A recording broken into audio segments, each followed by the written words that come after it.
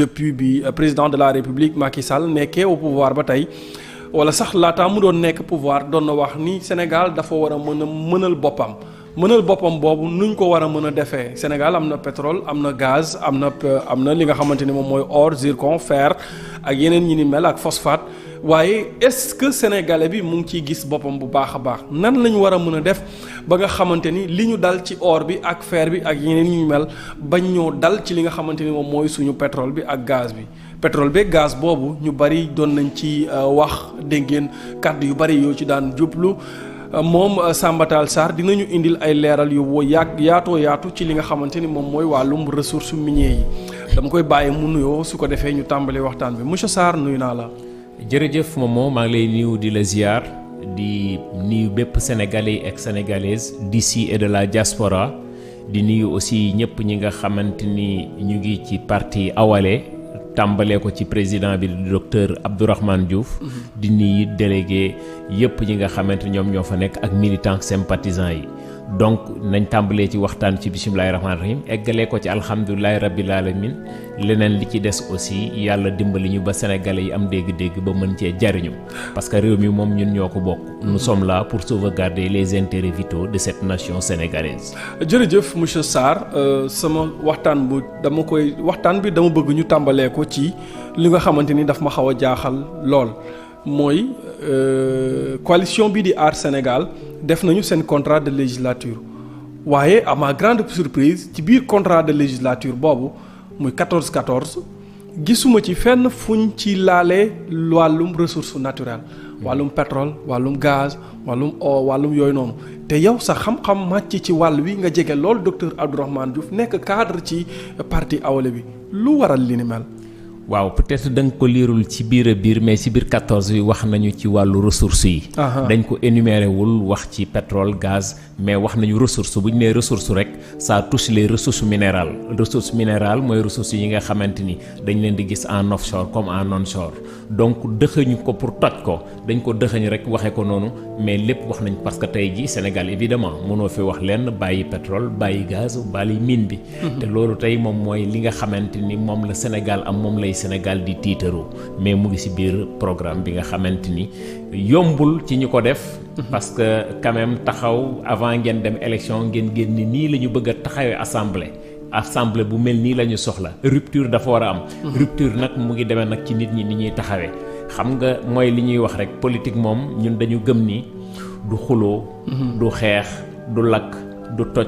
du xasante du génne ayibu doomu aadama yi du ñàkkante sutura ñàkkante kersa politique lenn kese la ci sunu jàngat mooy que ni projet la boo xamante ni nit ki da koy indi mu nekk un débat d'idées nag da ngay indi teg fan la ñu toll ñu ni fii la fan ngeen bëgg egg ñu ni fii la ñu bëgg a egg nan ngeen def ba egg fa ñu ni fii la ñu jaar pour egg ko yan ressources ñu leen ressources yi fii la ñu koy jëlee kon jàpp nañ ne tey jii réew pour defar ko du ay tonnes yi ñuy teg ci bopp xam-xam la ak vision xam-xam bay vision bi rek doyul il faut nga am courage politique te courage politique boobu ki nga xam ni moom la ñu teg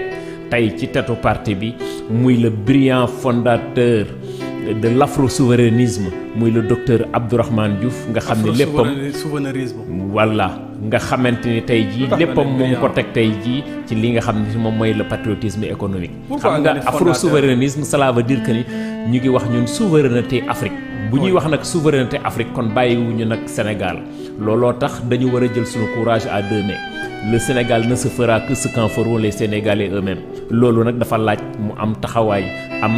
ndëgër laay am yàqin ni ñun fi ñu bëgg a egg dinañ fi egg te loolu nag courage politique moo koy joxe amal diplôme bu la neex amal fit boo mënti am looy mënti am te amoo courage politique pour pouvoir amener ce beau bateau qui se nomme le Sénégal dans des lendemains meilleurs fenn lañ dul dem loolu nag yàlla dénk na ko sunu président muy le docteur Abdourahmane Diouf bu dee xam-xam gi mata na ko dal gi mata na ko taalibi gi mata na ko ak ñi nga xamante ni tey jii ñëpp ñu ngi ci wetam nekk ay cadre ci domaine de compétence boo mënte laal loolu kon ku ko am da nga ko war a tiitaroo ñun nag comme ni ma la ko waxee rek am na loo xam ne jarul taal dëkk bi parce que bu dëkk bi defee doom après doo am koy gouverner dañu bëgg ñëpp dund fekke ci kaw dal ñu jël réew mi ci jàmm jëlee ko fii nga xamante ni fi la nekk dafa lompañ ñu yóbbu ko fi nga xamante ni au vrai sens de l'émergence ñu nekk un pays industrialisé parce que industrialisation d'un pays du dara c'est des matières premières nga industrialiser ko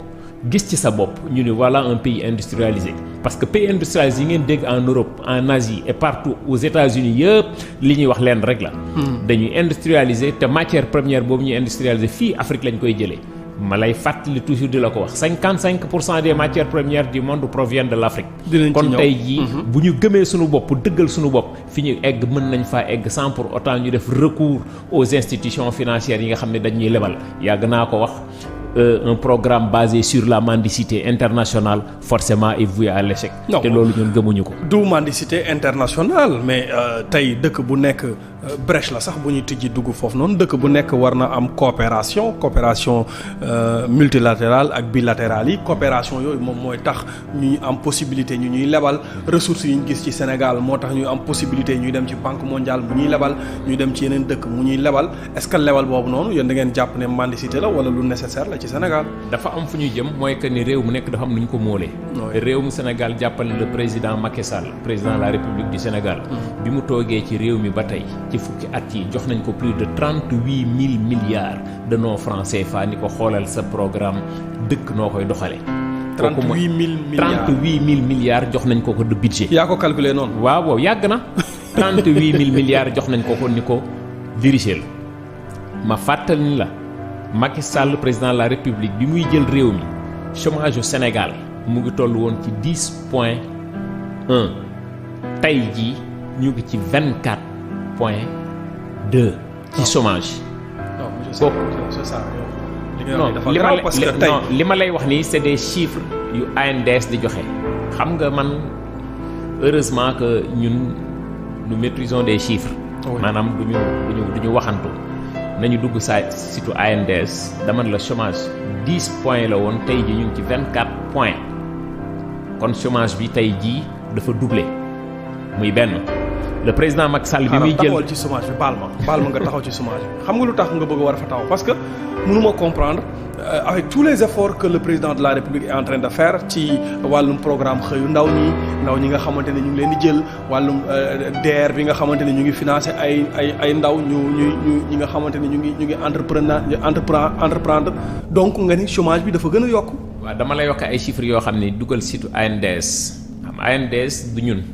ANDS c'est l'État. C'est l'État bien sûr. Merci beaucoup dama ni la président Macky Sall en 2012 bi muy jël nguur gi. chômage bi mu ngi toll woon ci 10 points tey jii fi ñuy toog di waxante ak yow mu ngi ci 24 points kon kay ñun ñangowuñu dara kooku mooy benn ñaar ma wax la ni la li mu fi toog moom ci nguur gi jox nañ ko plus de 38 000 milliards ni ko doxalal dëkk bi mu ngi noonu sa cëggal guy la ñu jóge ci loolu endettement wu Sénégal bi muy jël réew mi avril 2012 plus précisément le 3 avril 2012. boru Sénégal mu ngi toll woon ci 2471 milliards tey jii fi ma toog di wax ak yow nii boru Sénégal c'est plus de 14 000 milliards d'endettement loolu yépp nag boo ko dajalee dañ ñoo noté nous sommes parmi les pays les plus pauvres du monde les 25 pays les plus pauvres du monde les plus endettés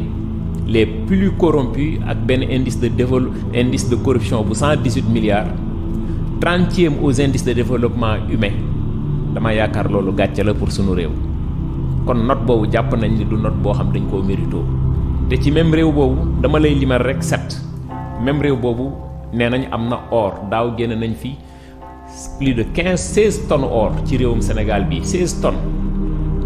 ci réewu Sénégal bi la ñu wax ni am na marbre 6 variétés de marbre diggante Ibel Banda Fassi ak Dendi Felo ci même réew boobu lañ ni ay millions et des centaines de millions de tonnes de phosphate mu ngi fi dégg nga barki dem bi ñu demee bitim réew di ñaan yi pour ñu dimbali ñu engrais. loolu dafa jaaxal trop. beneen bi ñu wëlbatiku tey jii ni même réew boobu mooy 3e producteur de zircon du monde réserve yi toll ci 3 milliards 200 millions de tonnes fii ci Diogo même réew boobu am na plus de 150 millions de tonnes de fer ci même réew boobu am na 29 blocs de pétrole et de gaz ci même réew boobu bu ñu ko toppee dafa bari nga xool tey lu mel ni Elinkine ba Saint-Louis muy océan 750 kilomètres de côte usine buy defar potu sardine sax mënoo ko am ci réew mi nga am fi ñetti cimenterie boo xamante ni jàpp nañu ni matière première ciment calcaire la. tey jii tonne bi li muy jar jaruñu koy wax ndax sénégalais yi la ñuy waxal yooyu yëpp tey boo ko xoolee ñu ne ñun nous sommes parmi les plus pauvres les plus endettés les plus corrompus cela veut dire que kon ñun dañoo am problème mu coaching et de monitoring. coaching et de monitoring te ñun amuñu problème boobu ak le docteur Abdourahmane Diouf parce que c'est un manager mooy li ma la wax sànq rek sama commencement wax ñun dañu xam fi ñu toll ak fa ñu bëgg a egg tey jàpp nañ ni Sénégal fi mu toll tey waroon nañu am société nationale oru Sénégal. oui waroon nañu am société nationale des marbres du Sénégal war nañu am société nationale des ciments du Sénégal war nañu am société nationale des phosphates du Sénégal war nañu am société nationale des ressources halieutiques du Sénégal ainsi de suite ainsi de suite ainsi de suite. mais nationalisation boobu noonu des sociétés est-ce que tey Sénégal am na doole maanaam def ko. loolu du état moom moo koy def ñun dañ ci am principe bu clair da ngay ñëw état mooy ñëw ni 55% man maa koy teg ci taabal ji moo tax léegi li nga doon wax léegi nangu naa bor dañ koy def. jëlal lebil loolu la neex jël 55% teg ci taabal ji ni 45% yi ci des doomu réew mi la. d'ici et de la diaspora fu nit nekk ci àdduna ñëwal investir ñi bëgg a investir ci jën yi investir ñi bëgg a investir ci ciment investir ñi bëgg ci or bi investir ainsi de suite ainsi de suite loolu bu ñu ko defoon. ñu defal leen exonération fiscale ni ñu koy defalee multinationaux yi nekk fii usines yi fi nekk yëpp dañu fay impôt dañ leen defal exonération ñu defal ko suñuy doom defal leen ko 25 ans 20 ans état moom mooy gérer conseil d'administration bi nit ñi ñëw jënd action yi nga xam ne benn impôt du leen sonal cela veut dire que ni yow tey foo jógee da ngay wóor ni sa état man yaay doomam da lay couvrir gérer la ba yow li nga ci dugal yow mënoo koo perte loolu bu ñu ko defoon dama ni la en 3 ans 4 ans war na yàlla ak yonent bi Sénégal day romb Dubaï amul zircon Sénégal am na ko déggoo ñu fa exploiter fer Sénégal am na ko ak leneen ak leneen ak leneen kon pays yi nga xamante ni tey dañoo riche ba dem seen yoon gënu ñoo mérito ñun li ñu am. mais problème bi mooy le courage politique. Libye amoon dem nañ ba am gratuité ndox ak courant. oui bu fekkoon ni ñii tey ñi fi nekk am nañu vision vous pensez que ni tey jii. espace bi nga xamante ni centrale Cap des Biches centrale bi ñu fay tabax. jox ko ay particuliers état bu Sénégal am plus de 1000 milliards de mètres cubes de gaz. tu penses que tey bu fekkee ni mu ngi sur orbite pour dimbali sénégalais yi dinañ tabax benn centrale boo xamante ay particuliers ñoom ñoo ko tabax ñu wëlbatiku ñu jënd suñu gaz jox leen ko ñoom ñu war ko dugal ci industrialiser ko ba pare jëlaat courant bi di ko jaay état di ñu ko jaayaat ñun. tey jii bu fekkoon ñoom am nañu vision. bu doon ñun la tey li ñuy def c'est aussi simple que ça bépp centrale bu fi nekk dañ koy defar turbine à gaz defar ci 4 ou 5. bu ñu defaree 4 ou 5 suñu gaz méthane bii nga xam c'est l'une des énergies de fossiles les plus propres du monde énergie fossile bii muy méthane bi ñu yor c'est 25 fois moins polluant que le pétrole et 45 fois moins polluant que le charbon. tey bu ñu jëloon tey jii loolu indi ko dugal ko ci centrale yooyu def ci liñ ci war a def jàpp naa ni tey jii mën nañu dem ba am gratuité loolu nga xam ne moom mooy courant boobu ñu jël ko jaayi ko sous région bi. li ñu bëgg yépp mën nañu koo am mais problème bi mooy tey nga nekk secteur privé jël plus de 200-300 milliards ngeen tabax seen usine tey ngeen jël yeen gaz lakk ko wëlbati ko di jaayaat état du ko joxaat gratuitement nit ñi. cela veut dire que ni ñoom politique gu même pétrochimie waxatuñ ci. cela veut dire que ni pétrole am na xaalis mais xaalis bi dëggantaan c'est de la pétrochimie. gis nga boo génnee fer li ñu tiim nii yépp boo génnee fer génnee aluminium génnee verre leneen li ci des yépp presque c'est de la ak bois leneen li ci des yépp presque c'est de la pétrochimie. ok loolu mooy alal loolu ñoom waxuñ ci sax amuñ sax programme te ñun loolu yépp dëxëñ nañ ko pare nañ ci cela veut dire que. da nga yaakaar ne amuñ ci programme. non amuñ ci programme parce que buñ ci amoon programme amuñ ci vision bu claire parce que vision bu claire tu ne peux pas avoir plus de 29 blocs de pétrole 7 en offshore 13 en onshore et 9 en ultra-deep nga ciy tàmbali exploiter tey fee nga xamante. est-ce que ñoo tàmbali exploitation suñu diggante ak Mauritanie bientôt on va démarrer en 2023 tey ji ñu ngi war a produire par jour 14 millions de mètres cubes de gaz bu ñu ko liquéfié daf lay jox 23 333 mètres cubes de liquide. tey jii cela veut dire que ni yow nee nga am nga fa 10% yooyu mën na inonder même la sous-région tey jii jàpp nañ ni li nga xam ni def nañ ko fii nga xam mooy SAR yokk nañu capacité yi c'est bon ñu ngi tabax ay station c'est bon mais problème bi mooy ñun dañu war a dem à long terme ci lu yàggul à court terme du moins am gratuité courant c'est ça la logique. yow kon jàpp nga ni Sénégal war naa mën a am kenn du fay courant. mais pourquoi pas loolu est-ce que du ay rêve yu non ñuy jaay nii rek. programme la xam nga nasaraan si tubaab yi taxaw nañu fii ni dootuñu subventionner exploitation gaz xam nga lu tax ñuy wax loolu. parce que dañu bëgg toujours ñun ñu nekk des dépendants loolu ñun ñoo koy bañal suñu bopp. le Sénégal est l'un des pays les plus ensoleillés du monde avec 3000 heures d'ensoleillement cela veut dire que ni ñun tey jii tout ce qui est éclairage public ñun war nañ ko mën a def au solaire xam nga tey gàcce la bu ñu toog 3000 heures d'ensoleillement nga toog tey ñu naan la nous sommes à 30% du mix énergétique instant bi waroon na fekk ñu ngi ay 80 70 75 80% du mix énergétique mais malheureusement cela veut dire que ni leur vision gars yi dañu naan jam ñaajo mais eggul sax jam ñaajo. monsieur Sarr xam nga li ngay wax nii dafa doy waar parce que yàgg nañ fi pétrole bi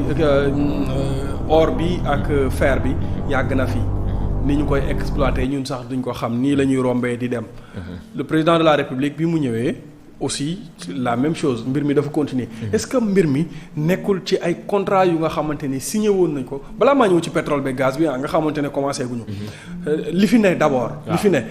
exploitation bi te mënuñ cee jariñu. est-ce que c'est pas parce que contrat yi fi président Macky Sall fekk contrat yooyu la mënta renégocier waat. xam nga lu courage politique boo déggee man la sànq. dafa am état dafa am ay contrat secret yoo xamante ni ay convention secrète yoo xamante ni tey les ressources naturelles reviennent à la population. dama la jox benn affaire bu ndaw a ndaw rek ICS Sénégal moo ko moomoon à 100%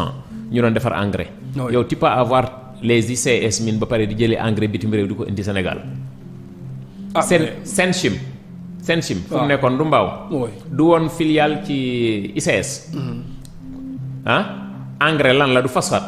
nan la ñuy toogee ñun bay jëli phosphate bitim réew di ko indi. te président de la république Macky Sall lu jóge fii dem ba ci Poutine amul lu mu koy wax lu dul mbirum sunguf mooy céréale sunguf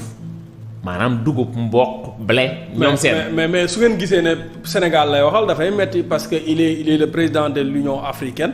donc waxulul Sénégal. cela veut dire que ni mooy li ma la wax xam nga sànq da nga maa laaj ma ni Lafrousse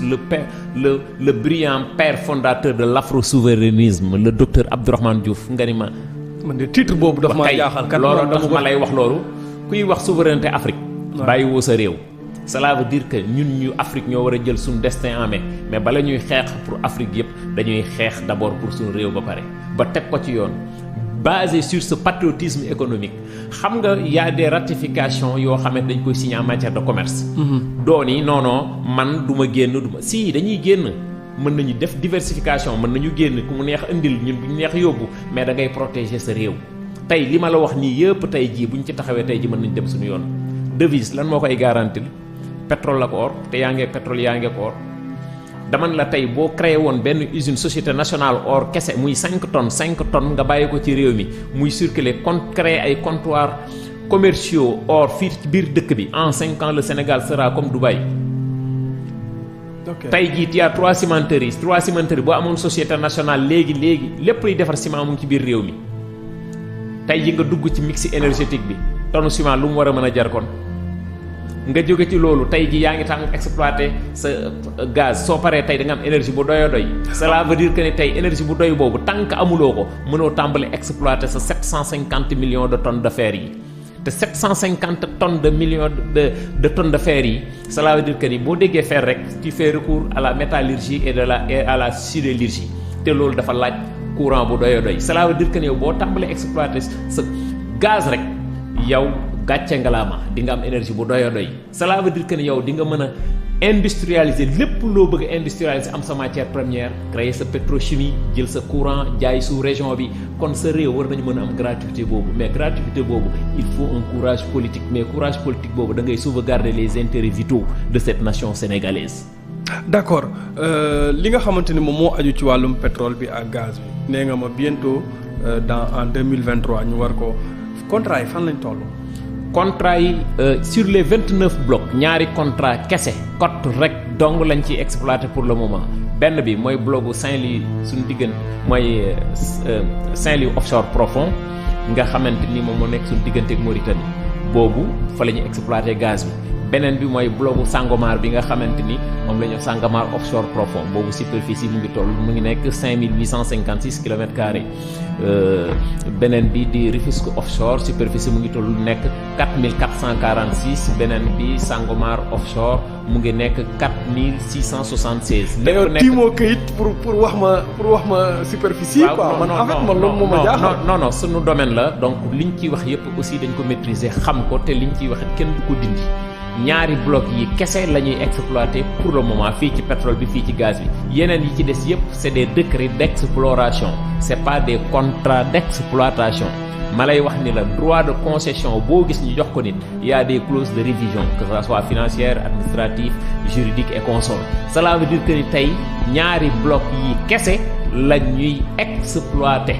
leneen li ci des yépp président beneen bu ñëw mën nga sauvegarder les intérêts xool am la lisibilité de la cartographie minière pétrolière et gazière pour joññanti ko xool les intérêts du Sénégal. est-ce que contrat yooyu noonu yow am nga ci information ci ñan lañ ko jox ñan ñoo koy ak nuñ koy exploiter ak li ni. waaw xam nga multinationaux yi moom dañu am ay junior am ay senior. donc dafa am ñoo xam mënuñoo exploiter am ñoo xam ñoom jeex rek la ñuy def mooy recherche exploration. bu ñu xoolee comme par exemple Cosmos dafa xool gis dem xool ak BP ñoom ñaar ñu nekk formé consortium ñoom ñooy exploiter bloc bi nga xamante ne mooy gaz bi parce que alal la laaj. boo ñëwee aussi ci pétrole bi aussi ñaari compagnie ba ñett aussi ñoom ñooy boole ainsi de suite noonu lay demee mais problème bi li ma la mën a wax daal mooy que ni ci bloc yi ma la waxal yépp ci géej gi comme ci jéeri ji ñaari bloc yi kese lañ ciy exploiter yeneen yépp. trouvé nañu cela veut dire que ni trouvé nañu mais tàmbalee gu ñoo exploité du moment où tàmbalee gu ñoo exploité nag tout peut être revu. d'accord ci exploitation ñaari bloc yooyu noonu Sénégal lan la ci war a mën a am lan la ci war a mën a gagner Sénégalais bi lambda man comme par exemple man lan laa ci war a mën a. gagner xam nga njeexitalu Sénégalais bi li mu ciy gis rek lenn la mooy que ni tey jii bu fekkoon ne tey jii ci commencement nag laa wax waxuma rek ñu bëri rek ñu ni non gratuité courant non waxuma loolu il faut que les gens apprennent à être sérieux par exemple c'est à court terme moyen et long terme ça dépend par rapport ak politique pétrolière bi nga xam ni moom la ñu teg xam mooy sànq ma commencement ci wax man la bu fekkoon ne état tey centrale bi nekk Cap de Biche état moo ko tabax yeneen ñaar la ñett nga xam ni courant boobu yépp état moom moo tabax ay centrale am jël gazam def ci kooku tey yow moomoo boo doon fay par exemple 50 000 courant mën nga xëy ñu ne la doo fay 50 000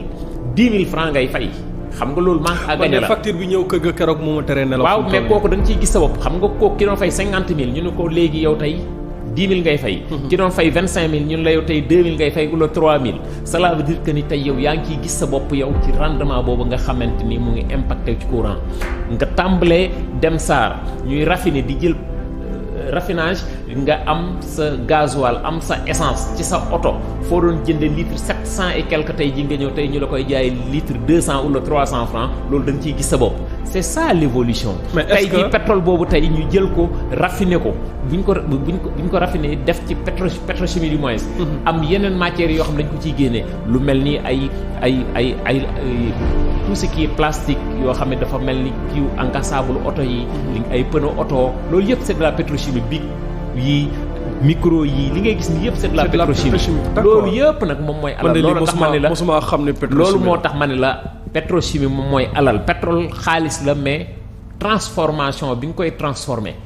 vers la pétrochimie loolu mooy alal dëggantaan te loolu déggoo ñoom ñu ciy wax li ñu ciy wax rek pour le moment mooy pétrole nangu naa pétrole c'est bien de l'exploiter mais dañoo war a xalaat comment transformer industrialiser ce pétrole moo tax ñu naan l'industrialisation de mon matière première pétrole boo ko industrialiser cela veut dire que ni moo lay jox pétrochimie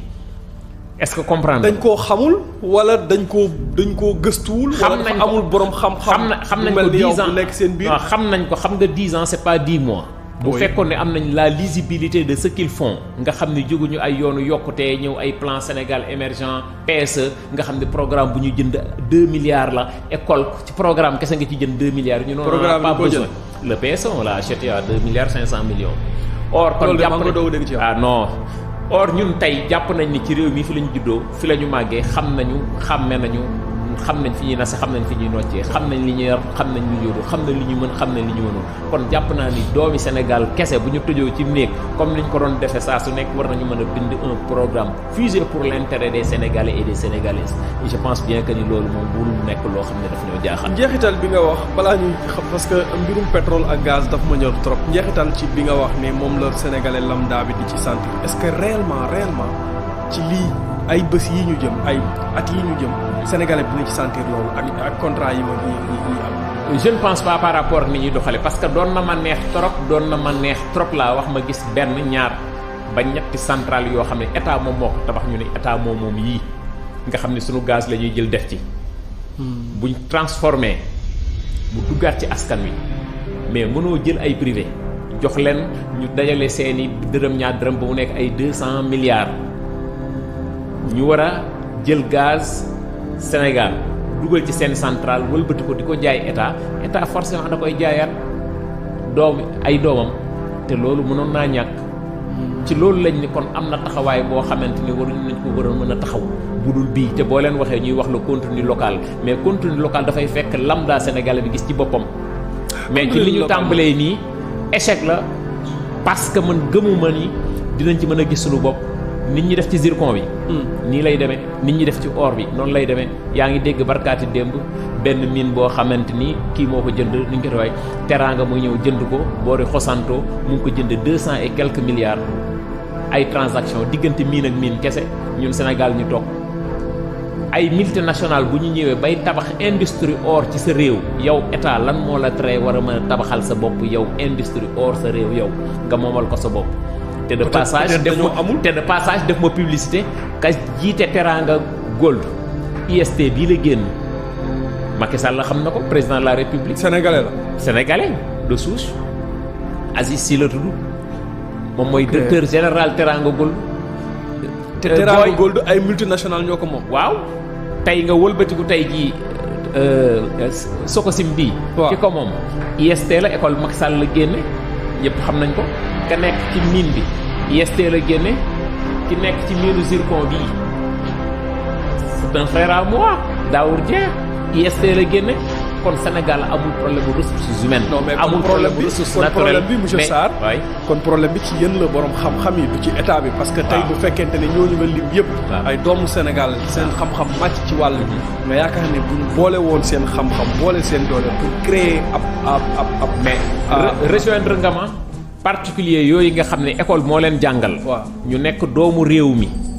am seen xam-xam xam dañoo war a jëliñaat réew mi waaye bu fekkoon tey li ma la wax ca njëlbeen ni la bu fekkoon ne état dafa jël responsabilité ne day defar ay société nationale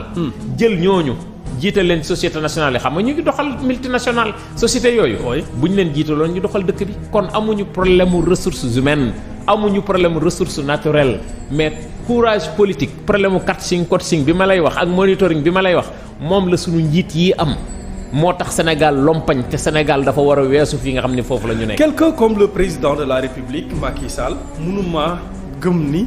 amul borom xam-xam bu mel ni ñooñu wala yow. di ko xelal ci wàll wi maanaam un ministre conseiller. wala quelqu'un boo xamante ni moom dama la jeexalal wax ji dama ne le courage politique c'est le courage politique qui manque nos dirigeants qui sont là c'est ce courage politique là qui nous manque mais si on a ce courage politique dem nañ suñu yoon yàgg na. moomoo nan nga mën a comprendre ñun Afrique nga Sénégal sax laa lay wax wax naa ko keroog dinaa continuer di ko wax te dinaa continuer di ko baamtu di ko wax yow de Saint-Louis à Bakel am nga ndox mu neex yaa ngi perte 20 milliards de mètres cubes bu ndox mu neex mu jóge ci fleuve Sénégal di daanu ci océan Atlantique bi yaa ngi 240 000 hectares blé di sax fii dugub di fi sax gerte di fi sax basi di fi sax loo xalaat rek ci loo xamante wàllu céréale la rek mu ngi sax ci réew mi am ay ndaw yu bëgg a liggéey am ndaw yu nangoo jàng ba am seen ingénierat ci wàllu mbay tey jii nga wëlbati bu jóge fii dem ba fa nga li nga xamante ni moom mooy Russie xawma Ukraine nga xam ni 40 millions d'habitants lañu yow Afrique nga ni da ngay jooyal Afrique yaa ko wax léegi Afrique nekk 1 milliard 400 millions d'habitants réew yooyu ñun la ñu war a sukkandiku ñun pour am céréale ci réew yooyu ñun la ñu war a sukkandiku pour am engrais dama ni loolu gàcce la pour sunu réew. L'Afrique n'a qu'à prendre son destin en main. Avant que je parle de l'Afrique, les Sénégalais et les Sénégalaises n'ont qu'à prendre leur destin en main. Parce que ce pays ne se fera que ce qu'en feront les Sénégalais eux-mêmes. Moo tax toujours dama faral di wax le Sénégal d'abord aux Sénégalais. Le pays... Parce que nous ne devons pas être étrangers à nos propres ressources. Ça, c'est un délit. Dañ ko def ci constitution. Les ressources naturelles appartiennent à la population. Donc nous ne devons pas être étrangers à nos propres ressources. Les ressources yi nga xam ne moom la ñuy exploiter réew mi doit revenir à la population sénégalaise. Looloo tax ñun ñu teg suñu sookul yëpp sur ce patriotisme économique. Moo tax Awalé gëmul lu dul boppam ñu taxaw liggéeyal suñu réew li ñu am ñu demee ko marché te li ñu am pour demee ko marché buñ ci yàkkee ñëpp xam ni lii nga xamante moom la ñuy yàq lii la ñuy yelloon. Le Sénégal ne se fera que ce qu'en feront les Sénégalais. C'est une phrase qui me plaît beaucoup. Tey gis nañu ni pour génn ci cadre ressources yi. Vous avez vraiment été très bon ci développement boobu. Mais tey Sénégal dañoo gis ñaari force yu nga xamante ni bu wuteek ci yéen seen force ñaari force yu nga xamante ne dañoo nekk di dóorante ping pong. ci ay élections yi ñu jëm. bu tey bu kii génnee ne dinaa marcher par force ñu ne ko doo fi marcher ñu jël leen tëj leen ci kaso bi ñee forcé bu ñu terewee ñu forcing boobu noonu ay bakkan di ci rot nga gis Sénégal mel ni dafa nekk ci ligne rouge pour tàkk yenn discours incendiaires yooyu noonu te ñu am pétrole am gaz te on j'ai l'habitude de dire que y a des lobbies étrangers yu nekk ci dëkk ba yu nekk ci biti Sénégal tàkk daf leen di arranger te am nañu un pays riche en ressources naturelles nees mën a def ngir mën a sauvegarder la paix au Sénégal li nga gis ci langum politique bi à qui la responsabilité? Nous devons tous être des responsables en commençant d'abord par l'État baat bu am caq ak bu amul caq la ñoom dañ leen dénk suñu réew. On les a donné une république nag dafa am ci lu muy dox. waaw mais nag. la muy dox mooy ci yoon ak ay charte. oui. kon ñoom waruñoo yee fitna. opposition bi ngay wax it ñoom it dañoo bëgg a jël nguur gi. proposer askan wi pour ñu jox leen ñoom it ñu doxal. mais jël nguur dafa am nuñ koy jëlee. waaw foofu laa jëm. loolu tax man la. muy man di keneen ak keneen ku mu mënti nekk il va falloir qu'on soit des responsables parce que réew mi boo ko defee dóom kan ngay gouverner doo gouverner kenn kon lépp dañ ko war a teg ci moo tax sànq sama commencement wax ma ni la ñun li ñu gëm au niveau de aar Awalé Sénégal parce que ci aar la ñu bokk kon dañuy yóbbaale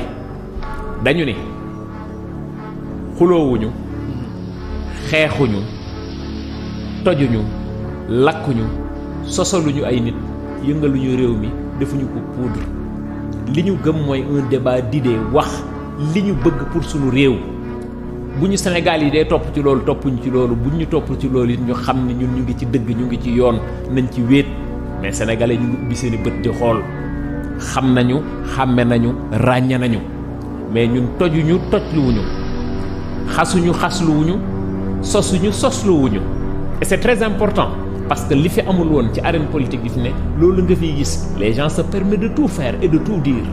dama yaakaar loolu defarul image du Sénégal defarul la démocratie sénégalaise kon ça je le partage pour l'ensemble des Sénégalais et Sénégalaises ñi nekk ci langue politique yi ñiy def politique bariwuñu da ngay proposer ki fi nekk lan la fi def nga wax ni kii mënul ndax nii lay doxale comme ni ma def léegi ni la nii lay doxale te ñun li ñu gëm mooy mën nañu doxal lu gën lii pour egg fii fan ngeen def par egg fii man la tel nii la ñuy def nga ne fooy jële ressource man la fii la ñuy jële ressource bi ku ma mën a convaincre ci loolu convaincre la ci loolu ñu teg ko ci xam-xam maanaam xeltu bañ ko teg ci ay muscle bañ ko teg ci ay fitna taal toj loolu tax ma ni pour nga xam loolu nag il faut nga def géopolitique géostratégique parce que yeneen réew yi nga xam dañu am problème yëpp Sénégal bi mën na bañ a nekk exception de moo tax ñu war a def très attention. yaa ko wax léegi tey jii transatlantique bi ba ci sous-région bi wax ma ban pays moo amul coup d'état wala narcotrafiquants yi nekk fii ou bien djihadistes yi nekk fii tey ñun yàlla ñuy defal sutura ba léegi moo tax ñu war a def très attention. La politique ce n'est rien d'autre que de gérer la cité. Tu donnes ton point de vue ku la ci mën a rejoindre la ci ku la ci mënta rejoindre nga nangul ko muy débat d'idées mais lakk réew mi amaluñu njariñ ci dal googu nag ñun la ñuy woo sénégalais yi.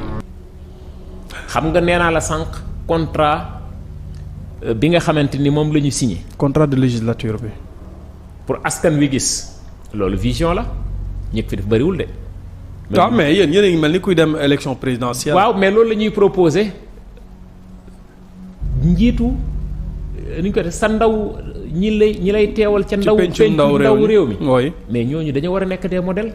Abdourahmane Diouf député à l'Assemblée nationale, Thierno Alassane Sall député à l'Assemblée nationale, Thierno Bocoum député à l'Assemblée nationale, Montey député à l'Assemblée nationale, Cheikh Omar le juge Dème mais ñii patriotisme. mais am naa candidat man foofu. kan si. la candidate de Guédiawaye. Merci beaucoup. c'est une jeune de 30 ans. Adji Diogop non pas Mariam Soda ñam na ba pare nañ may Adji Diogop non c'est juste pour vous dire c'est pour vous dama la bëgg wax ne la. y a la crème te dañoo miser sur la jeunesse. ñi ñu invité ci jeunes yi ëpp na plus de 15 sur les 20 premiers. kon am na ñun ñoo xamante ni tey ji ñun foofu la ñu teg xam ni un peuple meurt par la trahison de ses propres enfants te jàpp nañ ni ñun xale yi ñu yor dañ leen war a mettre sur orbite te ñii ma la limal sànq ñoom ñëpp mettre nañ leen sur orbite wane nañ seen patriotisme.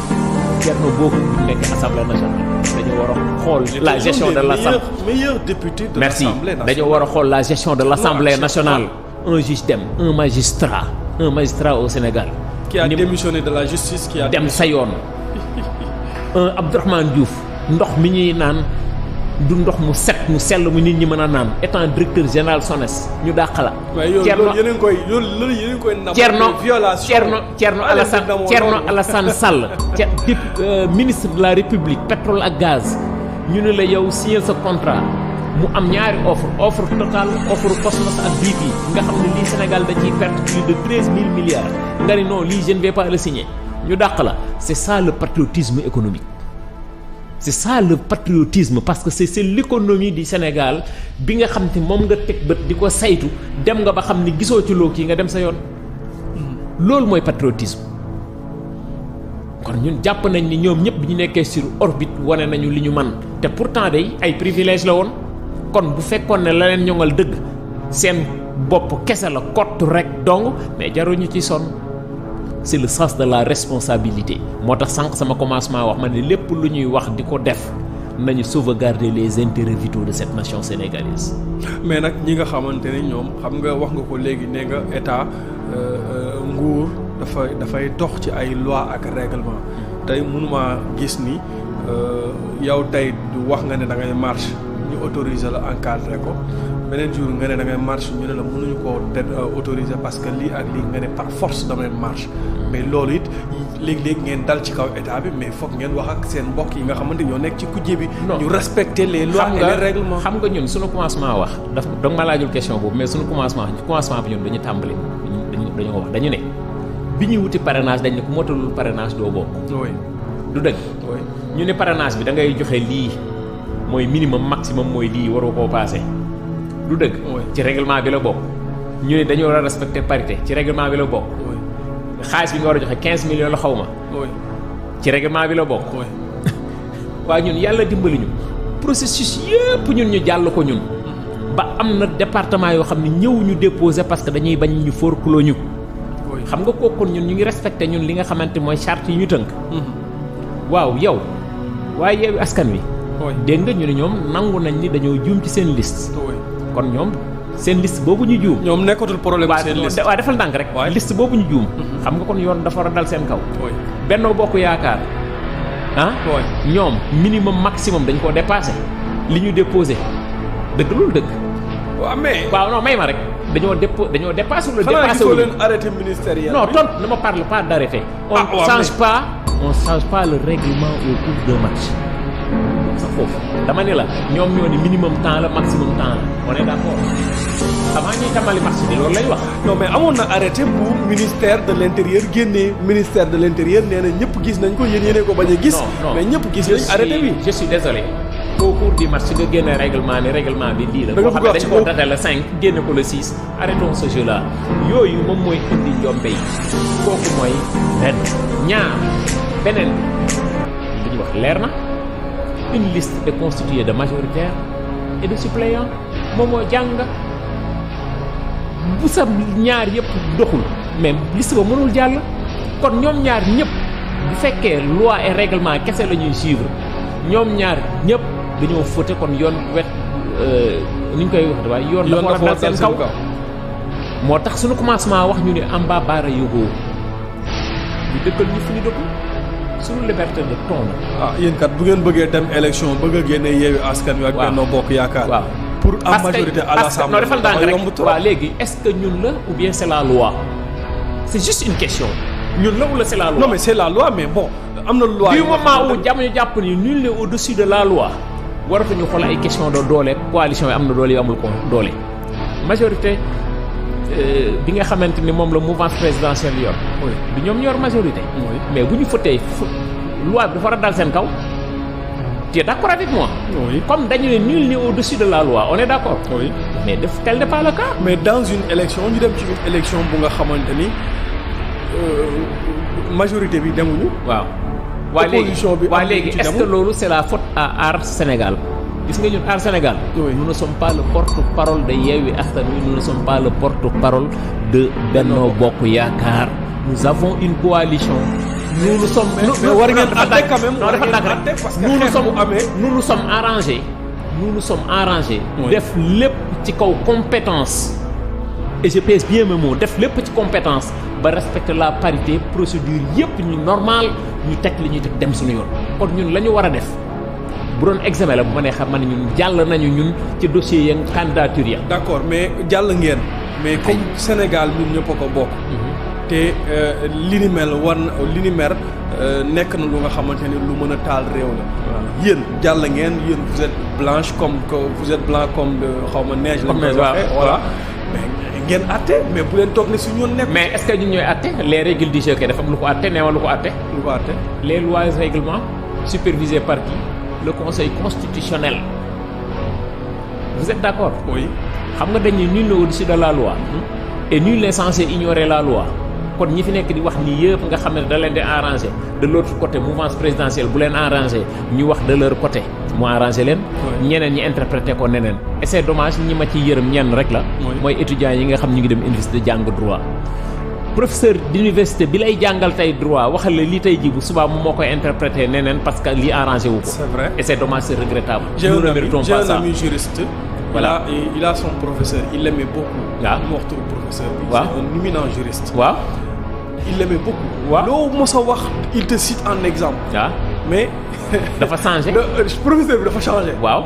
nekk ci beneen camp waaw léegi moom lam doon wax nga xamante ne professeur moo ko daan wax lam leen doon jàngal léegi professeur bi le contraire lay wax su ma ko laajee daf naan ma moo pour te dire bu démb doon tey du ma def droit waaw loolu moo tax ma ne la loolu tax man la ñi ma ciy yërëm parce que dama ci laaj benn étudiant ñuy waxtaan mu ne ma man li ma diw jàngal ak tey li may wax c'est diamétralement opposé cela veut dire que ni ku nekk da nga koy waxee na mu la arrangé moo tax à un moment donné nag di réew bu tàkk nag ay loi ay règlement ay article ñoo la taal de mais kàccat mais tey xam nga ñun suñu ginnaaw bandang xam tax suñu ginnaaw bandang parce que ñun dañu ci kàccat fële lañ taxawi mooy sànq li ma la wax ñun bu fekkee ne processus bi la ànduñu ci parrainage mais nous sommes obligés parce que dañuy loi la erreur bi en fait non déggoo ma foofu la commencé non déggoo ma xam nga ku jéggi tamit waaw seen erreur foofu la commencé gis nga monsieur Sarr man su ma àndul ci lii du ma ci dem doo ci du ma ci dem la politique de la chaise vide n'a jamais payé non xam nga ku jéggi xaaral ma wax la ku jéggi yëpp ñoo waroon a manko doon benn ne duñ dem ci élection yi tant que dindiwuñ parrainage bi waaw xam nga Benno Bokk Yaakaar kese du dem élection xam nga mais loolu mooy problème xoolal peut-être da ngay demander histoire oui am na ay élections législatives yu fi jaar waaw yoo xam nit ñi dañoo boycotté non si mais du ku jéggi yëpp ñoo boycotté waaw may ma rek mais boycott am na on est d'accord oui ma ni la politique de la chaise vide n'a jamais payé. Gis nga ñi fi nekk nii. ñi fi nekk nii ñi leen di watal c'est des Sénégalais et des Sénégalaises dañuy dem ak ñoom aux élections won leen ni vous êtes yéen a yor nguur gi mais vous êtes minorité. Man dama gëm ni man Benno Bokk Yaakaar bii. tey amul majorité des Sénégalais et des Sénégalaises. te loolu xam lan moo la koy déterminer non waaw xam nga loolu lan moo la koy wax nous sommes en contact avec le bas peuple yow mii yaa ngi fi jooy léegi facture courant dama la ñun nous sommes en contact avec le bas peuple. Ce que les gens vivent xam nañu ko gis nga milliards yi ngay dégg ci kaw ñoom ñu nekk dans le luxe nangam ak nangam c'est diamétralement opposé par rapport ak ñi nga xam ne ñu ngi dund ci suuf a suuf te loolu l'histoire nous donnera la raison yàggatul le temps est le meilleur juge. loolu yàggatul mais quant à abandonner benn élection ou bien xeex nangam ak nangam dañuy dem ba xam ni lii lañ ñu jox. mais daal encore une fois de plus ce que nous lançons à la population sénégalaise, c'est de se ressaisir plus particulièrement aux élites politiques. Parce que jàpp naa ni man lépp lu ñuy mënti def te defuñu ko ci kaw dal ñu def ko ci kaw fitna réew mi tàkk du ñu amal njariñ te du loolu moom mooy ñuy honorer par rapport à cette démocratie qui est au Sénégal. am na benn borom xam-xam bu wax ni le Sénégal est en manque de ses élites politiques. te loolu moom moo am. boo xoolee élite politique yi léegi. ñu ci bari defatuñ leen nawle. waaw parce que ni ñu yoree nguur gi la ñenn ñi ni ñuy opposé woo la. depuis le Sénégal depuis l'indépendance jusqu'à nos jours on gouverne de la même manière et on s'oppose de la même manière. et c'est ce qui est dangereux. waaw xam nga loolu yëpp dafa am rek lu koy indi xam nga nit sénégalais. nga dem yow ba sa xel di jiixi jaax xamatoo fan la yaa may dugal sax ci kiiwu politique j'ai pas tendance di def ay débat politique. soo paree da ngay tàggatoo waale rek ñu dem du mooy bëri lu may sax ci kiiwu politique. mais boo demee ba nit ñi di jiixi jaaxa di douter naan mais kii est-ce que yaa ngi dégg barki démb bi ñu demee Union africaine